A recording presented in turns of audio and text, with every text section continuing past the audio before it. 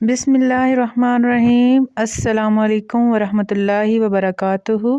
आज मैं बनाने लगी हूँ ओजरी और ओजरी का साफ़ करने का तरीका भी आपके साथ शेयर कर रही हूँ। तो चलिए शुरू करते हैं बगैर टाइम ज़ाया किए। तो सबसे पहले हमने पानी ले लेना है, अच्छा ख़ासा गर्म पानी होना चाहिए और उसमें ओजरी के पीसेस कर लें। अगर आपको इजी लगता है तो सारी ही एक बार में डाल लें, अगर नहीं तो उसके पीस करके उस पानी में भिगो दें आप। तकरीबन 15 मिनट के लिए हम ओजरी को उस गरम गरम पानी में भिगोएंगे। तो क्या होगा कि ये जो इसकी इसकी ऊपर की जो मैल वगैरह है ये गल जाएगी और आप देख रहे हैं कितनी ही आसानी से ये साफ़ हो रही है। छुरी लें, छुरी की मदद से जैसे कपड़ा धोते हैं ना बुरश लगा के, ऐसे बुरश लगाने की तरह आप छुरी को ऊपर लगाएं और देखें सारी मैल जो है एकदम साफ़ हो जाएगी। तो अब हमारी ओजरी जो है तकरीबन उसके ऊपर से सारी गंदगी उतर चुकी है। तो अब हम गर्म पानी लेंगे, ये इसलिए कि इसमें से स्मेल ना आए, कोई थोड़ी सी भी स्मेल जो है वो नहीं आनी चाहिए। बेकिंग पाउडर जो है वो हमने एक, बेकिंग सोडा है ये 1 खाने का चम्मच और 1 ही चम्मच नमक लेके इसमें हमने तमाम ओजरी के पीसेस डाल के तकरीबन 15 से 20 मिनट के लिए इनको भिगो के रख दिया था, ताकि इसमें जो कोई अगर कोई जरासीम है या फिर कोई अगर इसमें गंदगी रह गई है तो वो ख़त्म हो जाए। 15 मिनट के बाद देखिए क्या ही ज़बरदस्त बिल्कुल सफ़ेद है और चिट्टी खमूर हमारी ओजरी हो चुकी है। यकीन ही नहीं आ रहा कि ये ओजरी है, बल्कि ऐसे लग रहा है कि तौलिया, सफ़ेद तौलिया हमने काट कूट के रख दिया है। तो अब क्या करने लगे हैं, इसको एक बार ताज़े पानी से, साफ़ पानी से एक बार धो लेंगे और बस ये बिल्कुल साफ़ हो गई है। अब इसको कच्चा खा जाएं, पका के खाएं, जैसे मर्ज़ी खाएं। दोनों साइडों से आपको दिखा रही हूँ देखिए कितनी अच्छी ज़बरदस्ती हमारी तैयार हो चुकी है। तो अब इसको क्या करना है कि छोटे छोटे टुकड़े कर लेने हैं। ऐसे करना है जैसे तौलिया पड़ा हुआ है, कैंची लेके गुस्सा आया हुआ है और सारा काट कूट के आप डिंगा चिब्बा रख देंगे।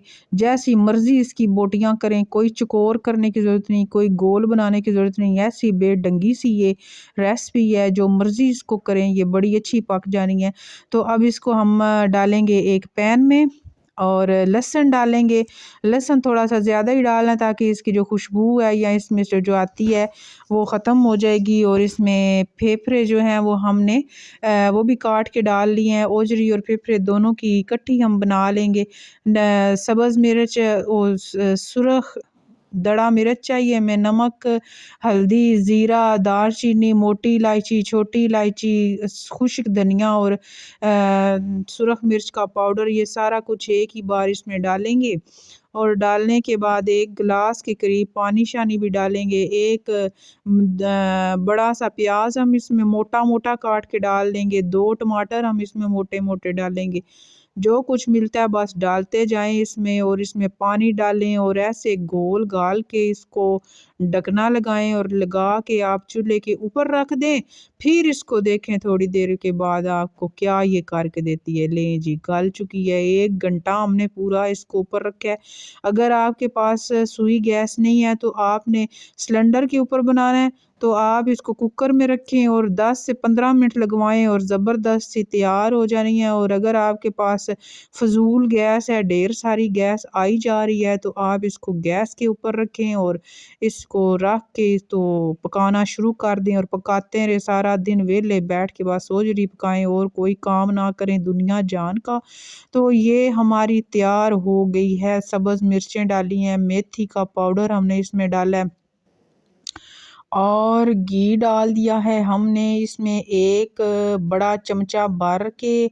तो पानी की 1 प्याली डाली है, ये भून के ना उसके बाद हम पानी डालेंगे तो फिर ये बड़ी अच्छी से तैयार हो जाएगी। इसको दम लगा के रख दें आप 10 मिनट के लिए और फिर 10 मिनट के बाद चेक करें क्या ज़बरदस्त है। आप यकीन माने कि इसमें से बड़ी थोड़ी सी भी खुशबू नहीं आ रही थी, कोई भी ओजरी की जो होती है ना हीक सी, कोई कुछ नहीं आ रहा था। धनिये के साथ गार्निश करें, नान लें, रोटियां लें और खाना शुरू करें। अल्लाह।